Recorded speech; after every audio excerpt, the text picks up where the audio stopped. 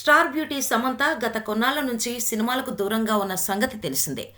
Myositis కారణంగా ఇప్పుడిప్పుడే కోలుకుంటుంది శ్యామ్. ప్రస్తుతం సమంత చేతిలో ఒక్క సినిమా కూడా లేదు. బాలీవుడ్లో చేసిన సిటాడెల్ వెబ్ సిరీస్ మాత్రం రిలీజ్కు రెడీ అవుతోంది. ఇది తప్పితే మరో కొత్త ప్రాజెక్ట్ సైన్ చేయలేదు అమ్మడు. అయితే సినిమాలు చేయకపోయినా సోషల్ మీడియాలో పాడ్కాస్టులతో అభిమానులతో టచ్లో ఉంటూనే ఉంది శ్యామ్.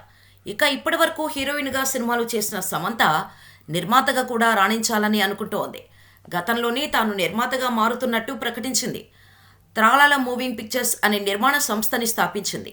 లేటెస్ట్గా ఏప్రిల్ 28న సమంత పుట్టినరోజు సందర్భంగా తన నిర్మాణ సంస్థ నుంచి ఫస్ట్ సినిమాను ప్రకటిస్తూ టైటిల్ అనౌన్స్ చేసింది శ్యామ్. ఈ సినిమాలో సమంతనే హీరోయిన్గా నటిస్తోంది. ఈ సినిమాకు మా ఇంటి బంగారం అనే టైటిల్ ఫిక్స్ చేసింది.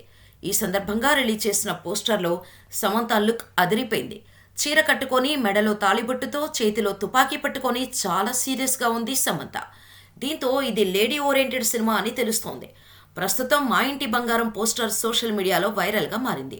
ఈ సినిమా డైరెక్టర్, ఇతర నటీనటుల వివరాలు త్వరలోనే వెల్లడి కానున్నాయి.